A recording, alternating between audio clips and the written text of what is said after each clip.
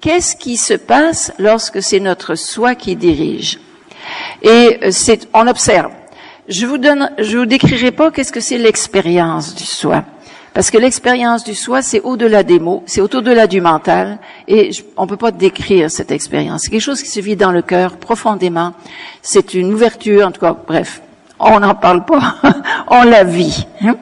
Par contre, ce qu'on peut décrire, c'est qu'est-ce que ça amène de concret dans notre vie. Ça, oui, on peut en parler.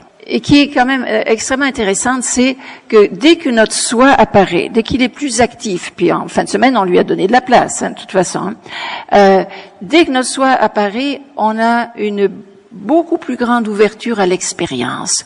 On est intéressé à l'inconnu. On veut savoir plus. On veut ouvrir notre esprit. Contrairement au mental automatique, vous vous souvenez, les peurs qu'on avait vues, il y a une peur qu'on n'a pas mentionnée dans la liste des peurs qu'on a vues, c'est la peur de l'inconnu. Puis ça se comprend très bien. L'ordinateur, lui, il veut chercher dans le connu. Il veut rester dans le connu. Pourquoi est-ce qu'il veut rester dans le connu? Ben oui, c'est sécurisant, parce que c'est ça qui a assuré sa survie. Donc tout ce qui est connu, c'est ce qui a assuré la survie. Donc on va rester là, on bougera pas de là.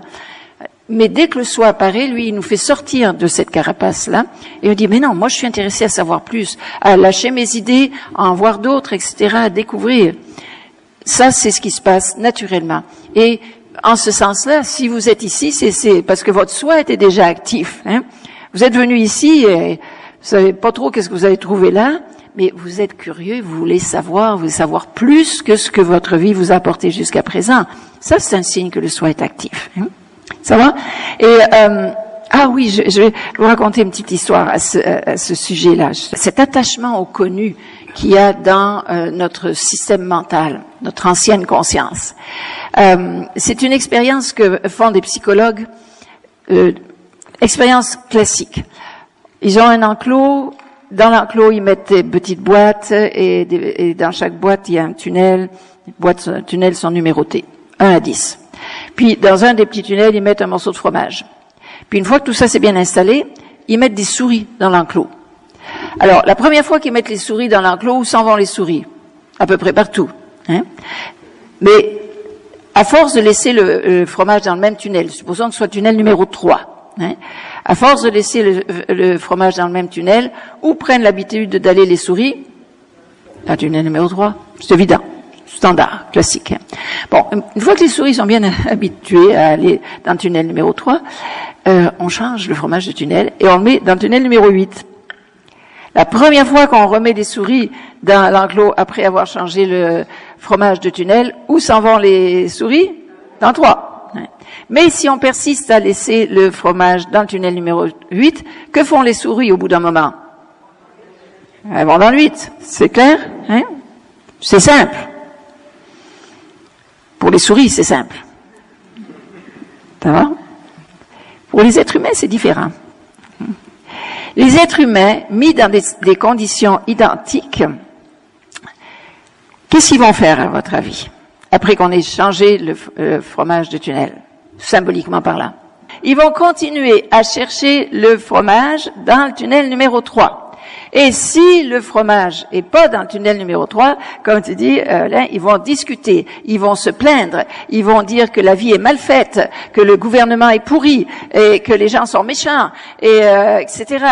On va faire des thèses de doctorat sur l'histoire du fromage dans le tunnel numéro 3, et on va écrire des livres sur cette histoire-là, etc.